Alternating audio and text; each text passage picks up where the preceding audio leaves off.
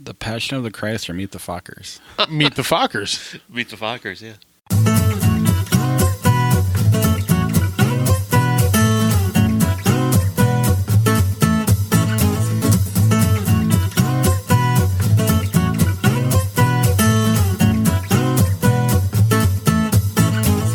Welcome to Everyone's a Critic movie review podcast. I'm your co-host, Bob Zerl. I mean, who wants to have sex with a guy named Bob? Oh, Bob. Just doesn't sound right. Oh, Bob. Bob. Oh, Bob. Oh, Bob. Bob. With me, as always, is professional film critic Sean Patrick. I am the smart. I am the smart. S-M-R-T. I mean S-M-A-R-R-T. And Josh Adams. That's Jaime. Protege of mine. Ranked number 32 in the federal prison system. 32? That's right. Out of what, 20? Visit us at ihatecritics.net, everyone'sacriticpodcast.com. We're on Facebook, the group and the page. Our Twitter and Instagram handle is CriticsPod. That's where our top fives are, trailers, news, reviews, and all interactions. Please give us a like or follow on all those sites. And then head over to Apple Podcasts and subscribe to the show and rate and review the show or rate a review on the air. If you write one, it helps us move up the charts. But you can also listen to us on Spotify, Google Play, and wherever else you listen to podcasts. And then there's Patreon, ihatecritics.net/Patreon. We do have new merch. I didn't reach out to anybody this week about addresses, but I will get on that. It's crazy. Usually what happens is I buy it, then it sits, and then I get the boxes, and then it sits a little more, and then eventually I tape it together. Then after all that, I'll finally go to the post office. So this time next year, you should have your stuff. And then we'll change the name again. Right. If you want an able-bodied podcast co-host to help you out, You want to reach out to people, go for it. I just, it's not that I don't want to, I just forget. I am happy to reach out to these wonderful individuals that support our show. I do nothing except come here and spout out crap out of this pie hole, and you do all of this background. I have no work. complaints with anybody's what they bring to the show. I will not be that person. I don't even think it. I promise. But no, if selfless leader. If you feel like reaching out to get some addresses, I have a couple notes because someone did reach out, but I'll let you know about that later. Okay. News and trailers. We'll start with Rocket Man. Rocket Man. This is Taron Egerton playing Elton John. Not a bad choice because they do know each other from the Kingsman movies. That Elton's been in both of those. And what you come away with from this trailer? It's only a teaser, so it's only like 60 seconds. But that's certainly not Elton singing. I don't know if that's Taron Egerton necessarily. I assume it is, but it's not great. No. It's not great. And moreover, the thing that really strikes me is that this is really the wrong time for this movie. With a Freddie Mercury movie coming out that looks pretty damn amazing this November, this is not a time for this movie. Are they coming out at the same time? I have no idea when Rocket Man's coming out. I hope they got some time away from this from Freddie Mercury's movie because Bohemian Rhapsody looks amazing. Yeah, Bohemian Rhapsody is this fall/winter or whatnot, and at the beginning of that teaser it said next summer or this summer. So since we're out of summer, I imagine it is it's next about one. the Ray to Johnny Cash movie difference. Yeah. Which I don't know. I know both were well loved, but Ray made me kind of dislike the Johnny Cash one a little bit because I liked Ray. I mean, I don't know. It's almost like the Marvel thing. All right, I'm biopicked out. And it's getting to the point where it's now I recognize these people and I know them, and so it's almost awkward. I don't want to rush through their story. I mean, even though I like Straight Outta Compton, it still felt rushed. You know, they covered a lot of time in that, and they're going to probably do it with the Queen one, and so, but I don't know. The biggest problem we're going to have here is that the star is still alive. Now, granted, Elton happens to be a lot more open than most people, but I have a feeling that we're in for more Stephen Hawking-esque hagiography. It's said based on a fantasy, too, so I have a feeling it's going to be a little goofy on top of that, which may be a good thing. It might set itself apart from other biopics, but we'll see. Yeah.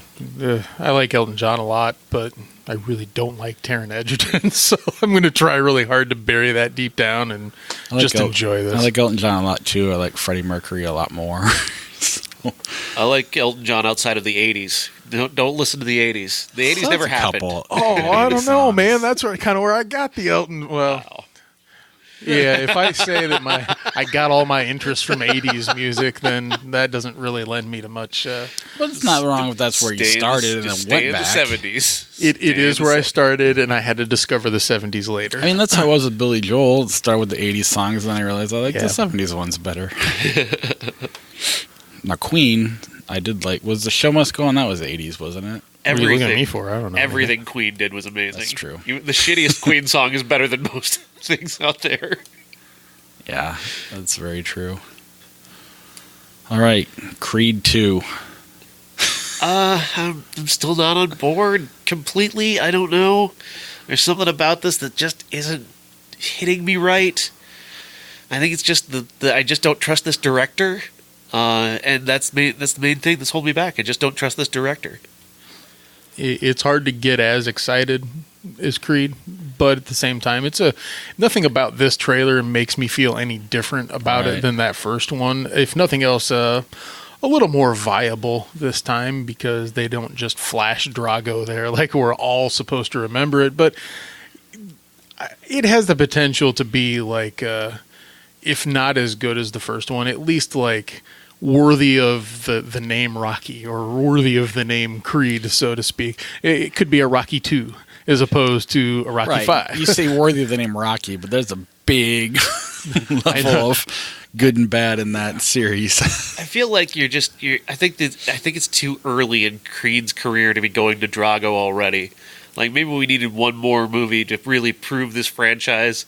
And then you could go make your Goofy movie. Well, unless he dies at the end of the movie, then we aren't going to have any more Creed movies. We've been saying about Rocky for the past 5 Rocky movies or whatever. Are they going to kill him off finally? Nope. They killed Adrian off. He's going to die exactly like Mickey. What would be cool is like if he fights Drago at the very beginning and the rest of the movie is just him dealing with losing or something like that. But Stallone's not going to do that. And no studio's going to finance that either. I did notice a training montage as part of this trailer, which was really sweet. I enjoy the training montages. Yeah, I mean, my level of excitement, it's a different excitement. It's more of this is a Goofy one, okay. Maybe it's too early, maybe it's not, but regardless, you don't do Creed versus Drago unless you're kind of just trying to have fun. But at the same time, Stallone doesn't really know the difference. Sometimes you think he's like Rambo, what should have been fun, and he just went out full blown made a. That's the thing. Does he know that Rocky IV isn't a great movie? Right. He's not aware that Rocky IV is watched somewhat ironically. I wouldn't call it ironically. But I know what you're saying. But it's definitely it's all action, no story. Yeah. I was thinking about this while watching this trailer, though. It's Michael B. Jordan. Every time I see him in something or every time I know that he's involved in a project, I'm really interested in it. There's something behind his eyes that it's kind of like how I felt about, and I'm way past the point of being, newsworthy here, but like how I felt about Dane DeHaan when I first started on this show. And I was like, there's something behind his eyes. That worked very poorly for me, but that's what I'm saying. I'm not ahead of the curve here at all. He's clearly an established, well-known actor. Everyone knows who the hell Michael B. Jordan is, okay? But I kind of feel like he's becoming my favorite actor to watch. I mean, if it wasn't for Jake Gyllenhaal or other people that we've talked about as the best actors working today, there's just something about him that I really gravitate towards. His Black Panther performance that's by far the best villain in the Marvel movies thus far. Oh, and Fahrenheit 451, he was fantastic in. I did not. Yeah, that movie was terrible. I didn't see it. That movie wasn't any good. He wasn't the problem. It was just a terrible idea. He's never the problem in his bad movies, really. Like Fantastic Four, he's not the problem with Fantastic Four. He's rarely the problem in the bad movies that he's in, but he does make some bad choices. Fantastic Four was a bad choice. Fahrenheit was a bad choice. Kid is a terrible choice. Spoilers! And he produced that. Oh, wow. Yeah, I mean, I don't know. I got my niece who's like she's 7 now. Every time she goes over, she wants to watch. She says Rocky, but she means Rocky 4.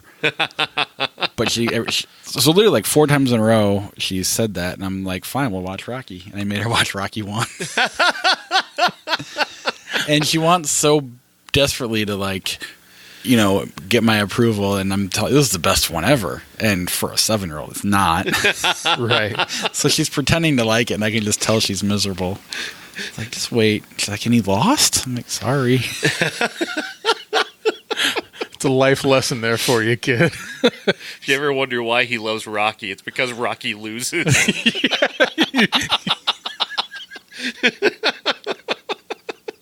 In his favorite movie, the hero loses. Yep. No, he does not lose in that movie. He loses the fight, but he wins Adrian. He loses the fight, but he wins at life. He won his heart. And That's the kind of shit I would say, man. And he was supposed to go down in the first round, and he made it to the end. Good for you. He's grindy. Yeah, he's Ryan. He's like a white middle infielder. Exactly. Way to go. Way to stick in the majors for a decade. He's a loogie. Except for he would have been like Ryan Terrio at 30, just getting into the majors. Right. Wow. It's like that. Was it The Rookie? Yeah. Jim Miller. Anyway. Podcast. We got to start at some point. Night School. Night School with Kevin Hart, Tiffany Haddish, and a kind of an all-star team of comic help with Rob Riggle and Marilyn Ricegub and Al Madrigal. It's a pretty solid supporting cast, and Taron Killam as well as the kind of the villainous character. Kevin Hart plays this typical, kind of short man syndrome guy who's constantly, yelling and screaming and getting himself into trouble. He's a successful barbecue salesman who dropped out of high school before he graduated because he knew he wasn't going to. And when his barbecue place goes up in smoke, he has to go back to high school in order to get another job, to get his GED. So he's got to go get his GED at night school.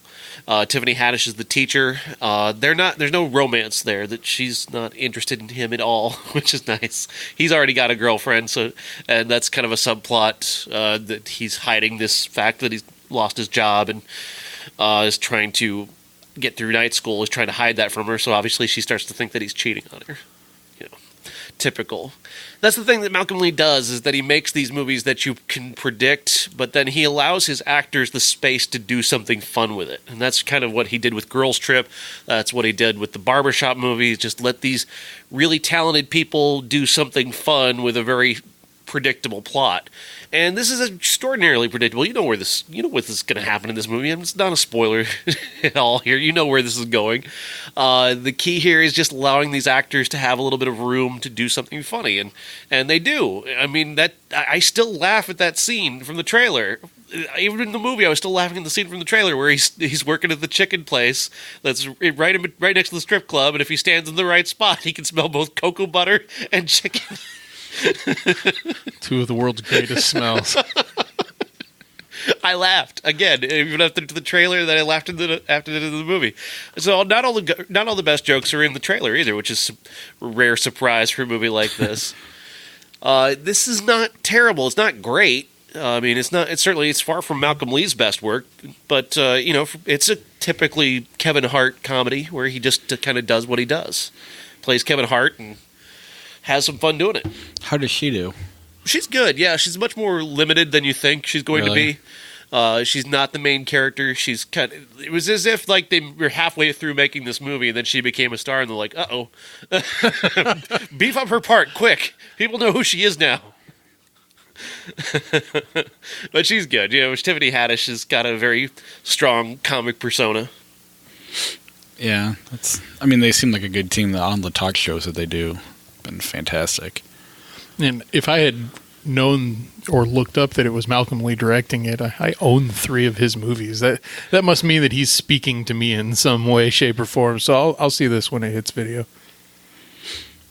Smallfoot. Smallfoot, yes. This is an animated musical about Yetis living in a mountain. They've hidden themselves away, and they've come up with a bunch of lies in order to keep everybody in line and let them pretend that there are no human beings in existence. So it's just Yetis, and they live on a mountain that flies above the clouds, and there's no bottom. You can't go below the clouds.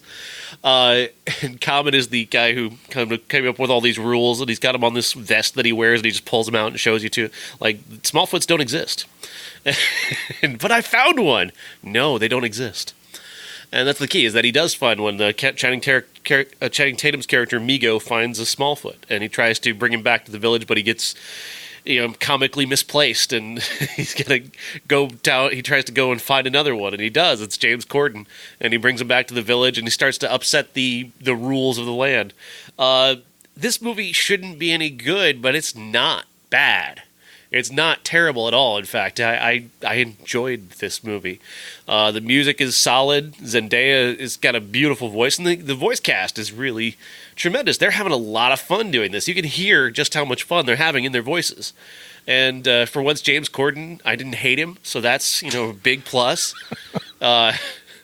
It's been a while since I haven't hated him, so nicely done. Channing Tatum's really great. He can sing. He can really belt it when he wants to. Danny DeVito's really funny in this movie. And so is LeBron James. LeBron James has got a lot of charisma in his voice.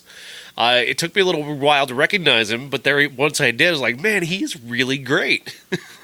He's never going to be as good as Jordan was as an actor, though. Right. If you listen to idiots talking about basketball these days. Just wait till Space Jam 2. Right. It won't be as good. The bar is so low.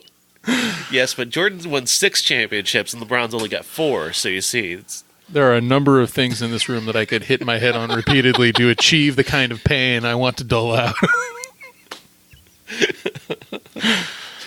I recommend Smallfoot. I think people should see it. I think parents won't despise having it played in their house for the kids, and it's inoffensive, funny, and cute. No, that's the surprise review of the week, honestly, because every time there's what I assume to be a throwaway animated film and you've got to see it, and I feel bad for you. But in this particular case, it's such a relief. It's a low bar, too. I had a pretty low bar for this one. Sounds like a kid's version of, like, Invention of Lying or something like that Ricky Gervais movie. They put a lot of work in it, and Common's character isn't a villain either. Like, they give him a very solid reason for why he does what he does, and they give him a big song about it too, which is a really good song. Slice. Yes, this is A24. It's on demand now on Amazon, and this is a truly wonderfully bizarre film. The idea here is a town that's cut in half. Ghosts live on one side of town, and humans live on the other side of town. There is this sort of human ghost détente. They've kind of given them half the town so they won't haunt everybody every day. Chris Parnell, as the mayor, came up with this plan. The peace between humans and ghosts is about to be upended because there's now a series of murders that are taking place of pizza delivery people who go into the ghost part of town and end up getting murdered. And the people want to blame the ghosts. The mayor is telling them not to blame the ghosts. And then they come to settle on kind of blaming this werewolf, this 1,000-year-old werewolf played by Chance the Rapper. There is so much wonderful mythology to this movie. I was so I could not figure out what it was that I was enjoying about this movie, but I was consistently amused from beginning to end. I laughed much more than I expected to, because this movie it's just this bizarre, weird little kind of vibe that it's on that you have to get on yourself, and if you can't get on it, you're going to hate this movie. If somebody tells me they hate this movie, I completely understand, but I really got on the vibe of this. I loved these ghosts. These ghosts are just people that look like they got bad zombie makeup on. There's a scene, like one of the biggest laughs in the movie for me, there's a ghost who just turns around and walks out a door. He doesn't go through it like a ghost. He just opens the door and walks out, and he kind of bangs into it. I loved that. I really loved that. Yeah, this movie got me. This movie just entertained me. Zazie Beetz is in this, and from Atlanta, and Paul Scheer from The League is in this. Chance the Rapper is just he's a guy. I mean, he just seems so delighted to be in a movie, like. And he just seems very happy to be playing a werewolf. And I loved how you cannot pin what time this movie is set in. Is it because there's the internet, but there's no cell phones? The cops are from the 40s. The newspaper girl's from like the Cary Grant movie. Like she's just plucky and investigative. And I adore this movie. I really do. And there's kind of a 70s vibe to it as well. And then there's a little bit of Ed Wood in there. I really love Slice. I think it's fantastic. I rode that line the entire time between I think I like this a lot and I hate this because it makes no sense at all. Everything that you're saying is right, though. It has its own mythology. It has its own cadence. If you follow the rules of this movie, though, you're going to stay with it. And I did all the way through. It's only an hour and 22 minutes long. So even if you're semi-bored by it, you could probably stick with it for an hour and 22 minutes, if nothing else. It's just a matter-of-fact way that they say certain things like, yeah, but he's a werewolf. And like, what? And I mean, it got a couple of nice guffaws and smiles out of me or whatever, but it's weird. Like, no doubt A24 looked at this and said, unique, right. Fresh. We can bring that to our table even if somebody hates it because at least it's unique. And I'll give them that. There's something goofy about the film stock, too. It almost looks a little bit like a cheap TV movie at certain times. And that works with the film very well. And there's some really gross moments too. And people are slicing necks open, and they're just staring at them. And what is this weekend about all of the neck slicing going on? Like, we'll talk about some more neck slicing in a bit, but I don't know if I would recommend it to somebody, but I think only certain people I would say, this would fit right in your wheelhouse because they're already weird and messed up. So, like, I'm right on the fence with this one. Hard to recommend. If I may, just before you start, Bob, go for it. You hit on something there that's kind of interesting with the way the look of the movie. It kind of reminded me of something you'd like accidentally stumble over on Cartoon Network in the middle of the night. Like, this is the kind of movie that they would make. Yes, especially with Paul Scheer showing up in the film. Yeah, I'm kind of two minds. I had a hard time getting on the vibe, but I didn't dislike it. But at the same time, like you were saying, it's very fresh and original, and I've been all about that lately. I want more of that. And A24 does a great job picking this one. I just had a hard time getting on the vibe, and I knew I had to, and I don't know what it was that kept me away. But now talking about it and hearing you guys repeat things and just say, but he's a werewolf, or just you saying he's a werewolf, it makes it funnier to talk. Kind of similar to the fishing with Gandhi thing, where as we were talking about it, I feel like Josh and I started to like it a little more. I don't think Sean came anywhere, but it's something. It's short, easy to get through, but it's definitely weird. But when you start saying some of these things out loud, it does get. My opinion of it's growing constantly as we're talking about it, if that makes sense. It's a pacifist werewolf. Like, what? And how? All of the people that you could get to be in the film, right? Let's get Chance the Rapper. Let's have him do one of his first film roles just because. He seems like a very charismatic dude. The director of this movie is a guy who's directed a couple of Chance's music videos. So I'm imagining they thought of this on the set of one of those videos because that's kind of reminiscent to Chance the Rapper's kind of weird vibe of his music. So this movie definitely fits him. I loved just the stupid little thing, like I mentioned about the ghost, or the way that they have to say the entire name of this stupid pizza place every time. Which is, I can't even remember it now. It's like, but it's hello, it's perfect pizza or something like. Ready, it's perfect pizza base. Yeah. What? They got to say the whole thing every time. Or the way Chance the Rapper has a line late in the movie, he goes, all I want to do is deliver quality Chinese food at a good price.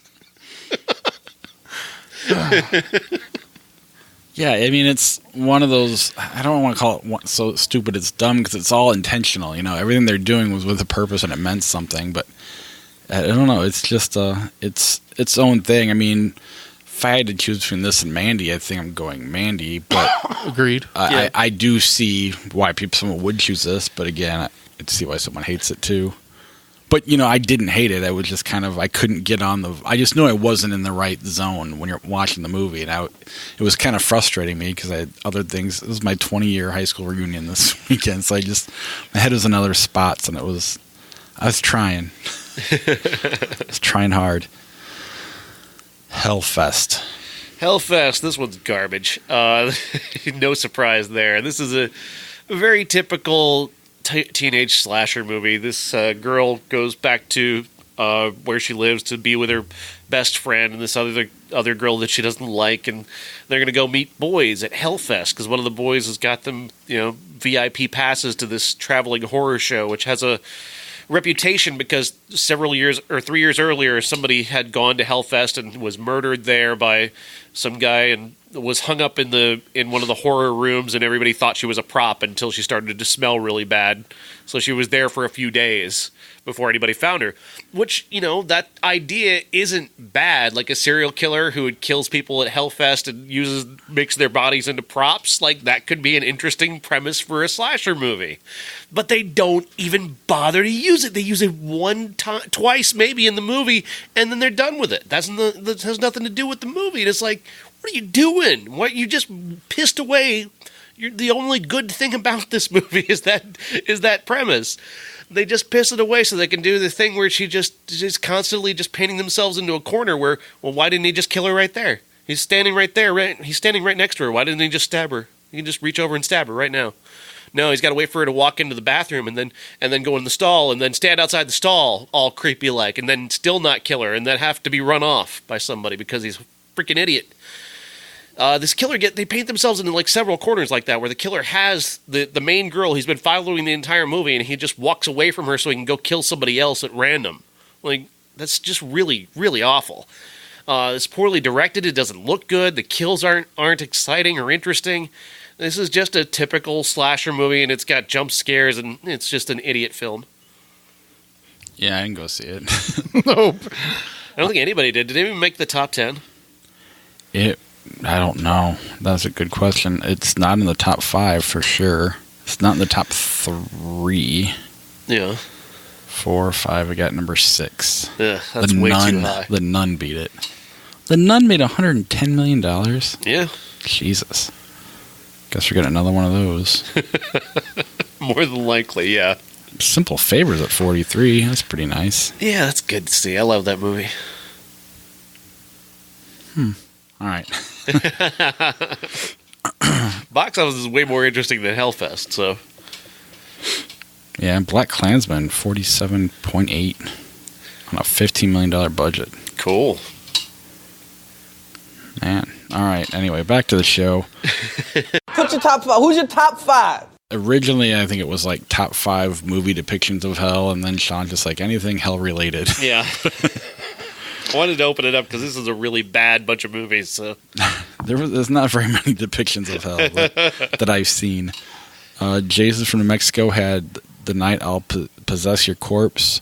4, Hell Comes to Frogtown. 3, The Black Hole. 2, Merrily We Go to Hell. 1, Cabin in the Woods. Ian Britt has 5, Little Nicky. 4, All Dogs Go to Heaven. 3, Hellraiser. 2, Constantine. 1, Spawn. Uncle Jeff says, I can only think of 2, Deconstructing Harry and the Looney Bugs Bunny movie. I guess I'm more of a Heaven guy, which I thought was funny. Me, I put Event Horizon. It may not be great, but it's still a creative use of hell. It was.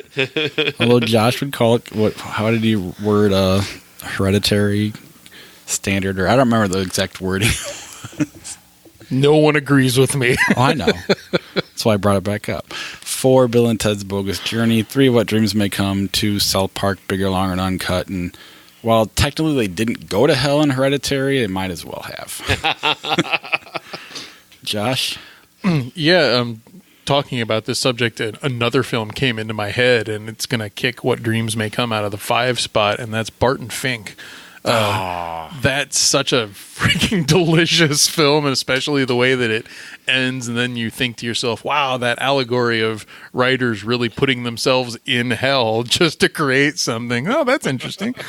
Number 4 is From Hell, definitely backed up by this week's viewing. 3, South Park, Bigger, Longer, and Uncut. 2, Prince of Darkness, the John Carpenter film. I just really have a soft spot for that one, as cheesy and dumb as it is. It takes itself seriously, at least throughout the film. And number 1 is The Exorcist. Like, yeah, they don't go to hell, but there's demons. Similar type and thing, yeah. I mean, at some point, Reagan does mention things about what someone's mother is doing in hell, so. And I guess Drag Me to Hell, you had that as your honorable mention. I did, and it's a Sam Raimi film, and I'm sorry. Well, no, it's a great movie.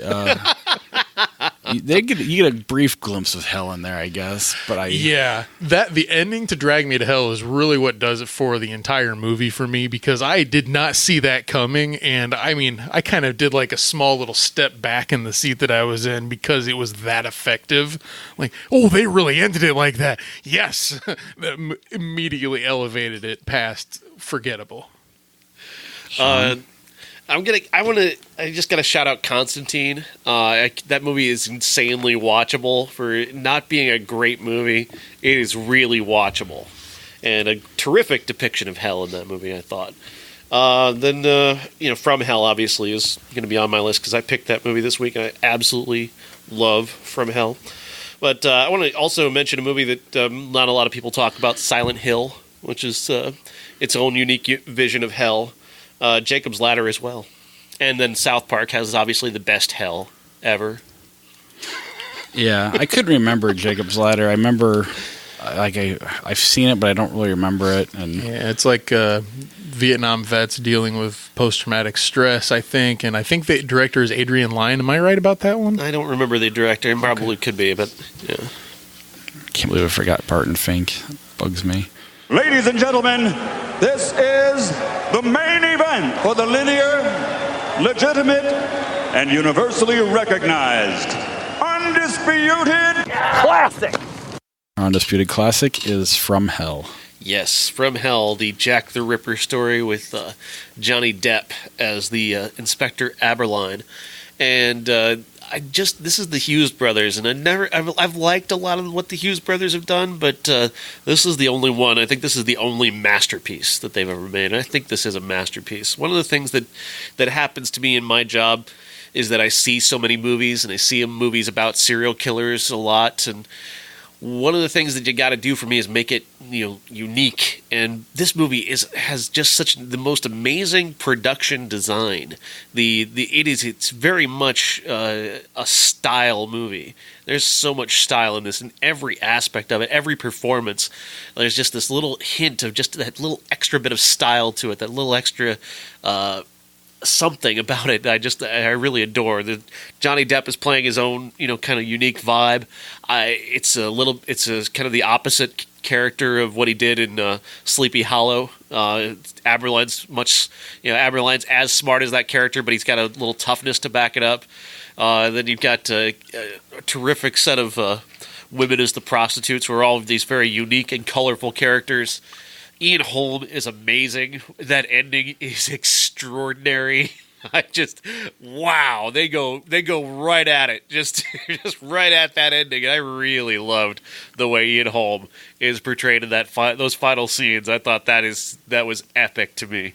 That was the only way they could really bring this movie to an end. This is a terrific movie. I think it's incredibly underrated. The style, especially, is just so extraordinary. I'm with you. This is a movie that I owned at one point, and the reason that I got rid of it is because I could never imagine enjoying the viewing of it. There's a lot of gore in this movie. The slicing of prostitutes, the discussion of what Jack the Ripper has done to his victims is really intense, and it makes for a very effective viewing. But at the same time, I couldn't imagine repeat viewings. And what I remember the most about this film is how the cinematography and production design was. And for whatever reason, I'd watched it on DVD before. I rented this one, video on demand, HD, and it has such an artificial sheen to it. And I know that I'm on a 1080p TV and everything, and it should be just fine, but there is something lost in the high definition transfer of this film that I wish I had back, because sometimes the grain you want there. And I remember that in From Hell, and I really enjoyed that.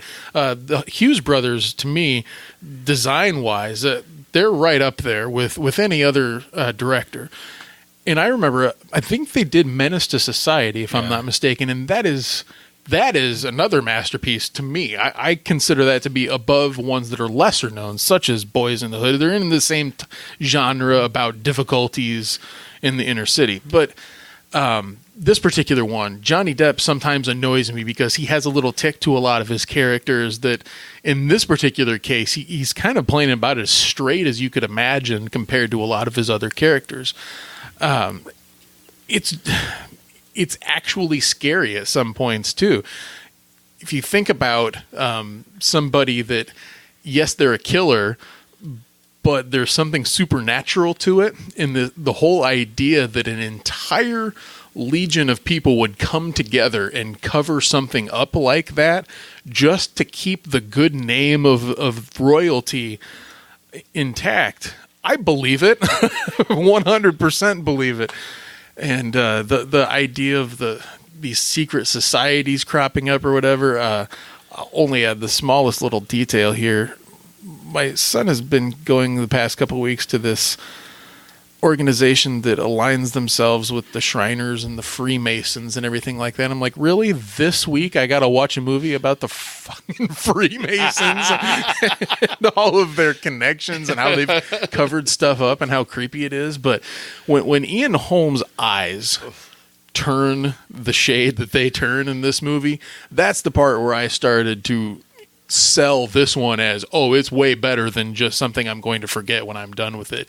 It just elevates it to something really creepy is going on in here. And that line, of course, that's famous that Jack the Ripper says that it gives birth to the 20th century.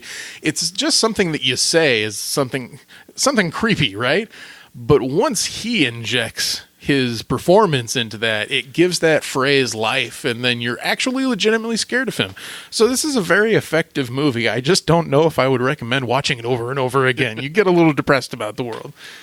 Yeah, I mean, I don't know.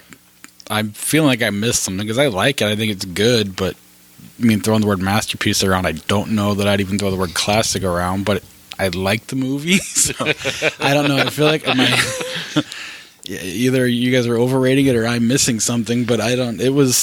Everything's good. It's a solid movie. I think people should see it. I don't know what makes it. I think the part where I started out with my review about how it looks in the production design of it, and putting the Hughes brothers on a particular level of filmmaking, their stories don't always match what their style is. That's for sure. And for me, the way that it's a masterpiece is the way that it looks, and the authenticity, at least based on their lighting and everything like that, of how they made London from that time period come alive. I mean, the city itself and all of its streets and its dark corners or whatnot, they're characters in this film, just like all of the other actors are. So to me, that's the masterpiece part. Like, just looking at this one for a solid couple hours is totally worth your time. And then on top of that, though, this is based on a graphic novel, and it does have a feel and a look like a graphic novel as well. As much as it has that authenticity to it, it also has that comic book sheen to it in a way that I was really vibing on that. I really enjoyed that. And the look of the film is incredible, and the characters are colorful, and it's an extraordinary story. It's an extremely well told story. And the dialogue is even very authentic and real and chilling. I mean, like, the lines that Ian Holm has in this movie are genuinely spine tingling, and this movie is fantastic in that way. And the detail in those scenes where they're talking about those bodies, it is I mean, it dwarfs Seven sometimes with just the absolute utter depiction of depravity and death. Yeah, and watching Anne get trapped in the way that she is and held down and lobotomized right there on the screen, it's not like we see her afterwards. They're going to show us the entire process, and you feel so awful for her. She never got the chance to say goodbye to her child. She never got the chance to get an explanation as to why this was happening to her. She's completely terrified and has no idea why. That's a hell of a scene right there. Yeah, no, I don't disagree with any of that. And I went and read, just because I knew something like this was going to happen, where I'm like, and I agree with everything you're saying. But that in it was Ebert's review, he kind of had similar to what I'm saying. He had good review, but it was still kind of a 3-star movie. Mm-hmm. He said that what they did was, I guess the directors had said that they really made a movie about the ghetto here, which they brought that to London, which I found neat, and that's definitely true. And it's just very cool. I guess I hate saying it's not memorable because it is, but it's, you say Seven, I'll never forget. Maybe it came out because of when I saw it and how old I was, but I'll remember Seven over this 7 or 8 times more. I mean, I think that's more what it is for me, is the memorable factor, and I don't know if it will hold up over. And I'd seen it before. This is my second time seeing it. But again, I don't disagree with anything you guys are saying. I don't put it on that level. Of all of the Alan Moore graphic novel adaptations, Watchmen included, and you guys know how much I like Watchmen. This one is definitely the best of them. It's not exactly a group of fantastically well-known films, but I'm curious, considering it's the best of them to me, the notoriously cantankerous Alan Moore, what he would have said about this one. I was actually going to ask you guys, I'm pretty sure he hates it. Because he hates everything. Well, I doubt he saw it. I think he hates it exists. Yeah. Because it's made for the graphic novel. Leave it there. And yeah, I can respect that. Good for him. Although I actually kind of think Watchmen, the movie, is better than the book, but that's just me. Oh, I'm with you on that one. I think the twist, the way he changed it at the end made more sense. Absolutely. Fuck all you guys are going to write letters now. Trust me, no one that loves Alan Moore listens to our show. They're going for much more higher brow crap. I'm mostly ambivalent on Watchmen, mostly because I don't care about the graphic novel at all, and the movie was Well, yeah, I literally read it like the week before and then went, so it was all fresh in the moment. I definitely probably would be with you if I didn't have any. If you're not bringing the graphic novels to this movie, I don't think you're going to like Watchmen that much, now that I think about it. All right, 1988. Number 18 in 1988. Squeezed and pulled and hurt my neck in 1988. Squeezed and pulled and hurt your neck in 1988. Oh boy, there's 9 films in 1988, and so it's going to be impossible to talk about all of them at length. Okay, but just to we're only at 40 minutes. We're good. Oh, excellent! Take your time. Yeah. I love it when you give me the floor. But to pigtail a little bit in the other room. a little bit let's go. off of the Hell idea.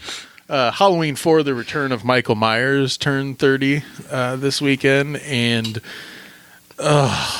which one? This is the one where Donald Pleasance comes back, and Michael Myers, even though he's an invalid, according to the synopsis, he awakens and returns to Haddonfield to kill his 7-year-old niece on Halloween.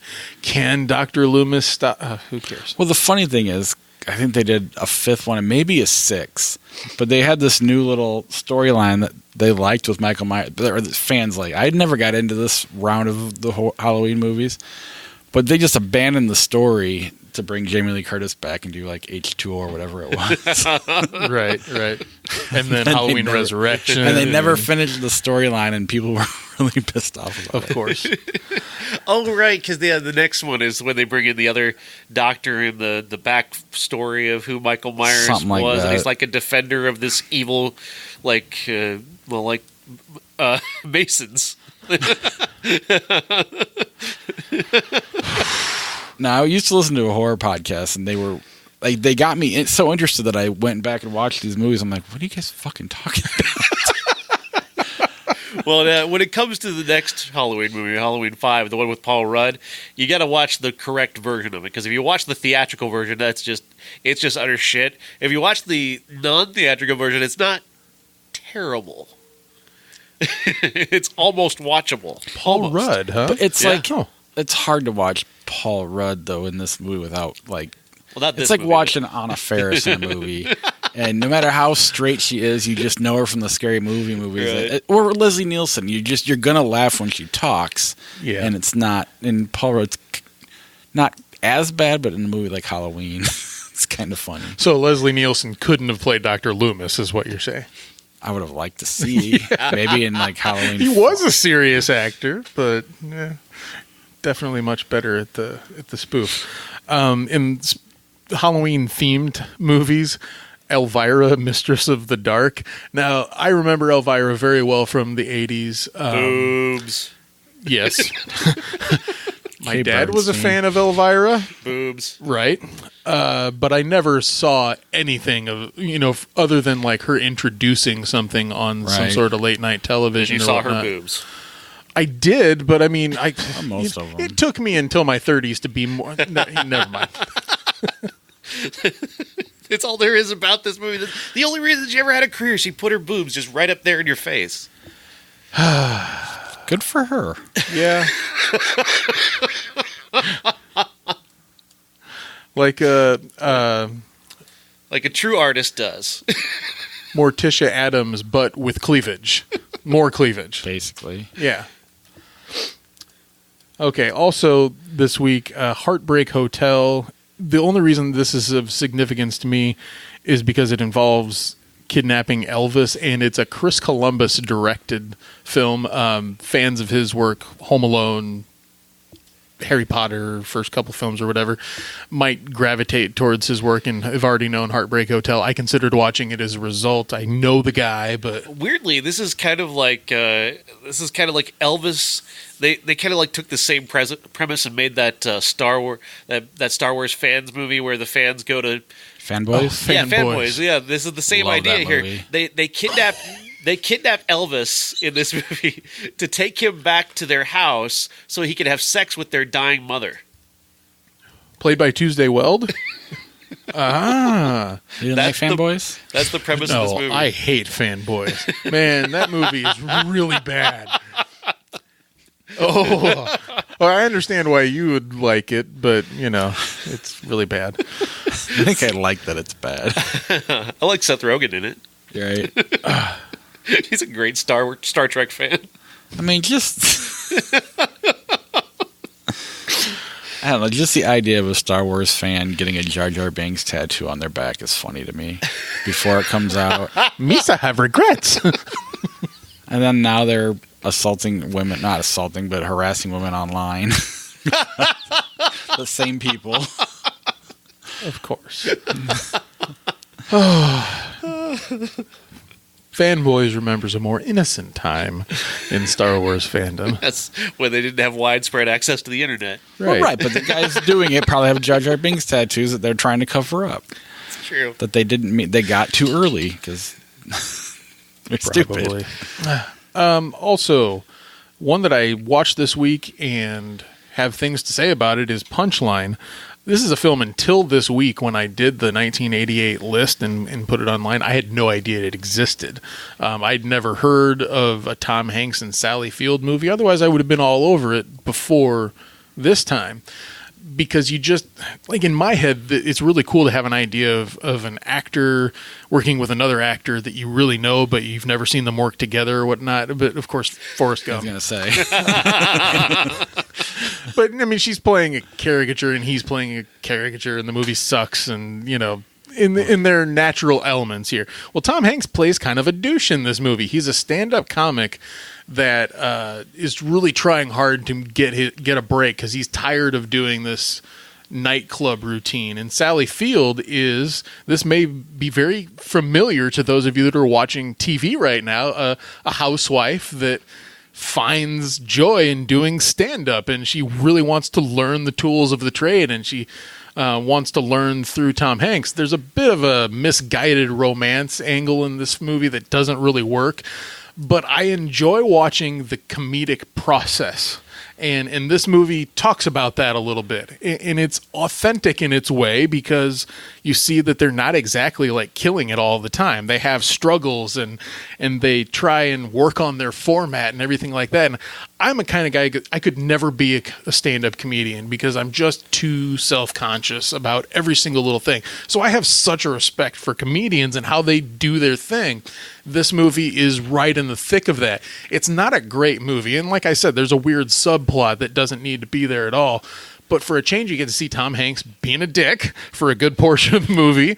And Sally Field just as earnest as ever. I actually really like Punchline. What a shame that 30 years later, the Sally Field character is now super racist on Twitter. What now? It's a Roseanne reference. Come on. Oh. She was a housewife and became a... Never mind. Okay, so I'm... He was thinking the Marvelous Mrs. Maisel. Yes. Yeah, because I just happened to start watching that this week too, and wow, what a convergence! No, you know? I will say, if you hear actual comedians talk about Punchline, they really hate this movie. Oh, really? Yeah. It's not remotely authentic, is what they tend to say about it. And I really hate Punchline. I really find it just to be treacle. It's just. I can't stand it, honestly. Awesome, because I found myself enjoying it and then saying, this is really like the show that we just watched, and I probably had a jaded you were just remembering the Marvelous Mrs. Maisel, which is fantastic. Yeah. Yes. Now, Sally Field does not get naked on stage like in that show, which would have been much more interesting, I suppose. But they also brought in real comedians to help organize the stand-up part of it too, where this was not that. For sure. An animated film that I really, really badly wanted to see on Sunday, and by the time I remembered that it existed at the local theater on its 30th anniversary, I was 10 minutes from start time and at my house, so a half-hour drive, I was going to miss it. And that's My Neighbor Totoro. It's a Miyazaki animated film. The plot involves two girls moving to the country to be near their ailing mother, and they have adventures with the wondrous forest spirits who live nearby. Now, I've seen 3 Miyazaki films, Spirited Away, the Nausicaa one, and Princess Mononoke, and I haven't gotten into any of them. It's not that they're bad. It's just not only a style of animation, but a style of storytelling that it's just a little too random for me. But I understand that Miyazaki is possibly one of the greatest, if not the greatest animator that's ever lived.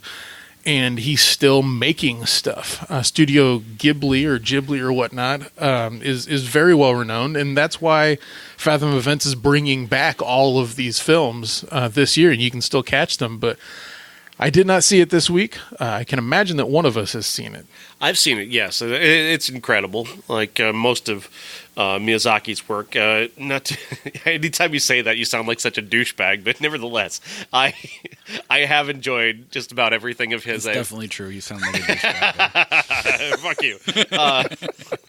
No, I gotta say, you gotta see The Wind Rises from 2013. That was incredible. That was the one I was just busy trying to look that up. But Howl's Moving Castle and Spirited Away. Spirited Away was in my top 10 of the year it came out. Ponyo is amazing as well. I don't spend a lot of time, I'll never go back and watch any Miyazaki movies. I don't have a desire to actually see them again. But when I see them, I'm always moved by them and deeply moved by them. I did get to the theater for the Transformers animated film from 1986, though. I did remember that and spent actual cash to see it, and it is not good. just so we're clear, nostalgia glasses. Wrong. I chose the jewel-studded Grail as opposed to the Carpenter's Cup. Yeah, clearly. Bob doesn't know that reference. I do not. I have no idea what you're talking about. I just thought he made up words. I didn't know he was actually referencing anything. He chose poorly. Indiana Jones and the Last Crusade. Yeah, Grail Knight. Got it now. Okay, well, sorry.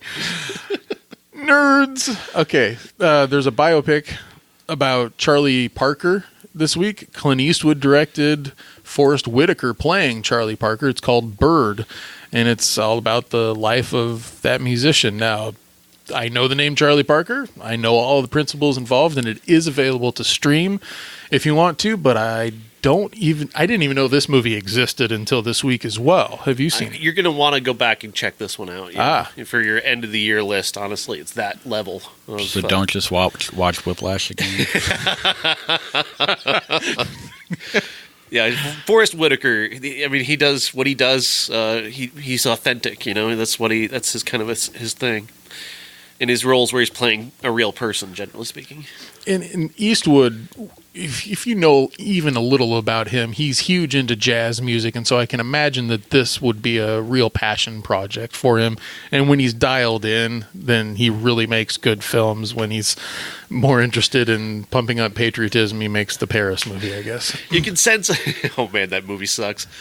You can sense, 88 is kind of... He's finally starting to get the hang of being a director. Like, he's done good work prior, but he's pretty average director, and then he gets to this, and he's really this is the lead in to get to Unforgiven, where he's actually kind of mastering the form. Two more from 88, believe it or not.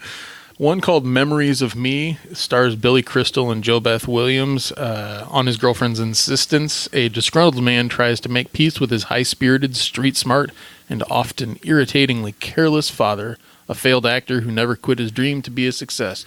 Blah, blah, blah, blah, blah, blah, blah. I just remember this advertisement on HBO at some point and being not interested. It's just so shrill and shouty. When Billy Crystal is good, then you get something like When Harry Met Sally, whatnot. When he's shrill, you get this or Mr. Saturday Night, perhaps. Yeah. And last but not least, I didn't see it as available. Maybe it is. It's called Things Change, and this is a David Mamet film. Last year, House of Cards turned 30, and I didn't get to watch that one. And this year, we've got Things Change, and it stars all of his typicals. Joe Mantegna, Rebecca Pidgeon, I think, is in there, and Donna Michi is the lead of this one. It's the same typical plot synopsis that you would expect out of Mamet. It's going to have witty dialogue, I'm sure, in situations where characters have to talk themselves out of things. That sounds awesome, because most of the things that Mamet has done, I've really, really enjoyed. Was this available? I didn't. This is one of the rare Mammoths I didn't see. So when I spoke into the Fire Stick, it did not come up with this as an option. Huh. So either I spoke it wrong, everything else worked in terms of finding it, but no. Oh, there is one more. I was going to say this is like High Fidelity prequel or something like that. Called Tapeheads, and Tapeheads isn't available. And this is John Cusack and Tim Robbins. I mean, for crying out loud, it does sound like a High Fidelity prequel, but there are a couple of creative losers that accidentally become big shots in the video music industry. I wasn't interested in the story so much as I like John Cusack a lot, and I can imagine this would be fun, but it's not available to watch on YouTube, on Hulu, on Amazon. It's not funny. It's embarrassingly bad. Things Changes on Amazon for $2.99. Cool. Thanks, Bob. Your Fire Stick doesn't. Fire it. Maybe search David Mamet, because Things Change is kind of a generic title, really. Fair enough. Yeah, that's a good point. I am on IMDb. Maybe the link doesn't work. Let's see. Don't buy it. Don't buy it. Oh, now it's $3.99. Thank you. Oh, you got to go to the other watching options to get your $2.99. Yeah, that's how they get you. That's how they get you. Well, here I am thinking, oh yeah, I'll pay the extra $1 to watch From Hell in HD. That sounds great, dumbass. But yeah, that's 88. All 9 of them. If in 10, if you really include the Transformers 86 movie, which I don't. You went to see that? Well, twice. The atmosphere. My parents paid for it the first time. and I used Movie Pass. I was allowed to use Movie Pass for this one, oddly enough, but I did have to pay for 2 tickets beyond that, and boy, those 2 couldn't have been any more bored. I'm talking up Transformers to my kids saying, of all of the Transformers films, this one's the best one, man. No. It still is, actually. It still is the best one. Well, okay, fair. At least it's daring a little bit and whatnot, but oh man, it sucks. Rose-colored glasses, like sometimes it works. You know, watching He-Man cartoons now, I actually kind of love it. It's stupid as hell, but I love it. Transformers sucks. Thanks for telling our patrons how you throw their money away.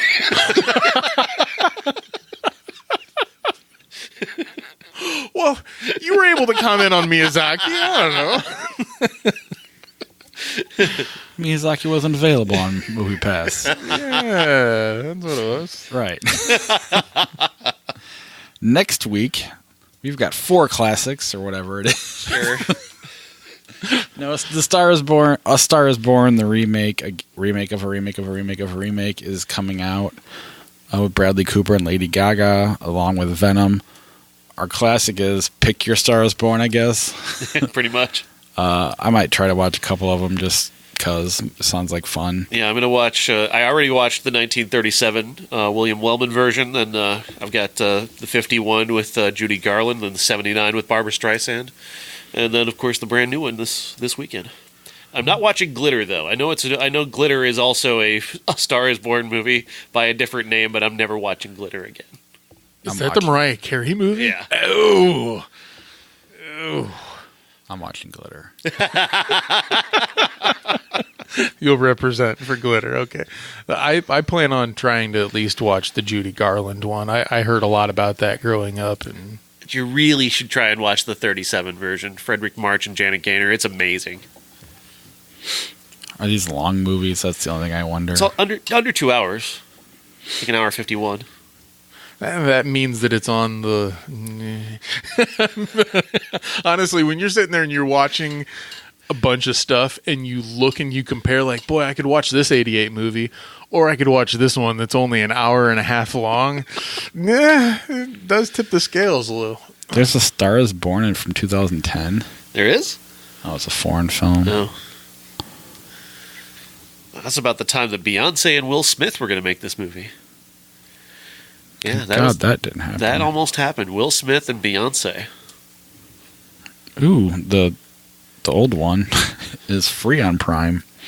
Yeah. Hour 51. The Frederick March one. 37, yeah. Oh, well, then there's no excuse. 1954 is also free on Prime. 2.5 hours. Wow. Oh. What are they going to do? Wow, because A star is born, a star lives, a star dies. It's like Night of the Living Dead, Dawn of the Dead. It's probably just got a lot of extended Judy Garland songs, I'm betting. A Star is Born 76 is 2 hours and 20 minutes. Wow. And then let's see what 2018 has. Yeah, I'm curious now. 2:15. Yeah. So the second shortest. Well, good. If you don't have a lot of time, then watch the 1937 version. I've never seen any of them, so I'm curious. I don't, but at the same time, I'm worried about totally just getting so dull to the story. I'm not going to like the Bradley Cooper one. The 37 version is about actors as opposed to singers. It doesn't become singers until the 54 version. Yeah, this does kind of remind me of our Beauty and the Beast week last year, where once I got to the new one, I'm like, I've watched 3 Beauty and the Beasts. I need some downtime after the show. But this one, it looks so good. Yeah. And, what's supposedly the worst one? The Streisand one? Or did that get good reviews, too? I don't remember, honestly. I'm not even sure if I've seen the Streisand version. My mom was such a huge Streisand fan. That was the only one. I never saw it, but I didn't realize it was a remake till I was older. That's how... I thought that was the only one that existed. That's why I assumed it was the most popular one. Didn't even know Judy Garland made one. The one that people talk about is the Judy Garland version, I think. In my life, the one that people only talked about was the Streisand version. But again, that was my mom more than anybody. And anytime you go to a thrift store, that's stupid records in all of them. Yeah, it is. I've been doing a lot of thrift store record shopping over the past couple of years. But that is, or the top 5 will be actors that are directors. So I want the whole, not this one-off crap, which I think Bradley Cooper is a one-off at the moment. But if it's that good, but someone who acts a lot, not like a Tarantino or something like that. What, I can't choose Todd Field then? I don't know who that is. Neither do I. The director of In the Bedroom, who was also in Eyes Wide Shut. That guy. No, I actually do know who you're talking about, but might as well be Ben Mendelsohn. He's better known than Ben Mendelsohn. I don't know. I know who Ben Mendelsohn is now. I was just taking a shot at Josh. No, as soon as Todd Field's in both a Star Wars and a Marvel movie. See, that's the problem, though. He's in a movie and nobody knows. As always, I want to thank our Patreon supporters. We'll start with our key grip level and Charlie Messing.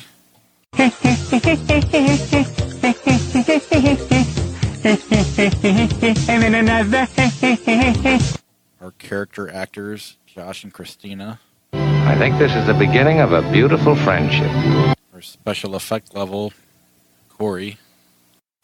May the Force be with you. Our associate producer, Jason from New Mexico. Everybody has to eat shaving cream once in a while. And our movie stars, Dave Severs and Uncle Jeff.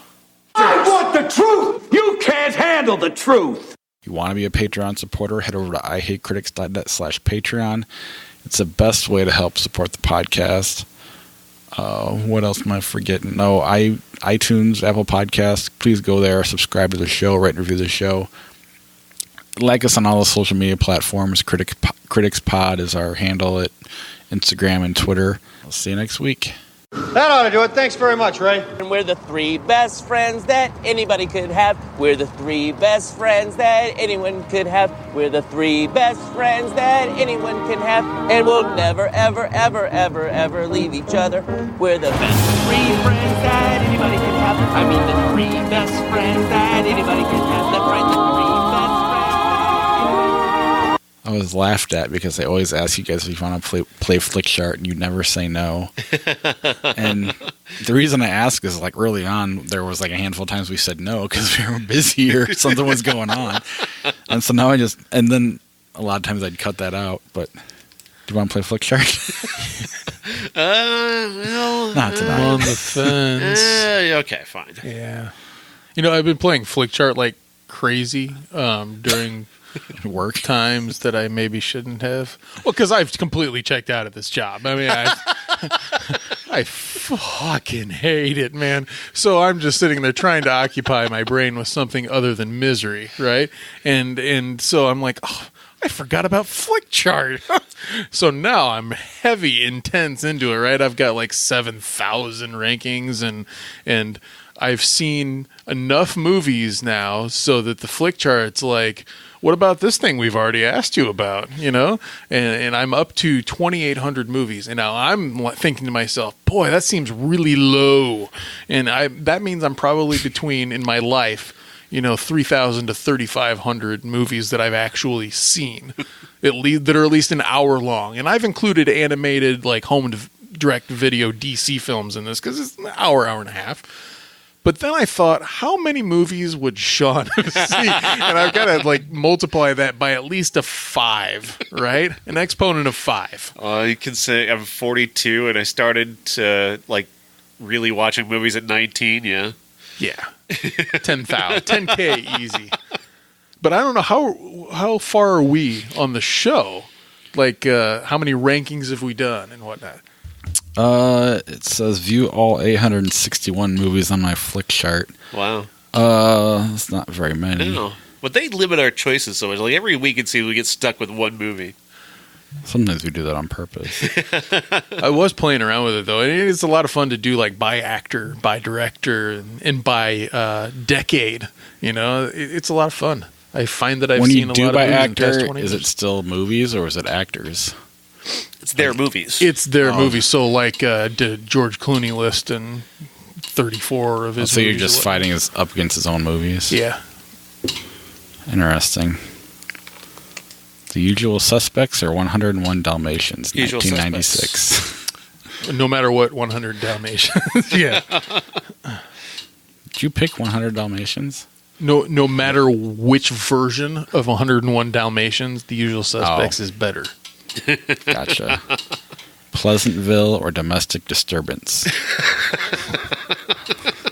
It's kind of an oxymoron there.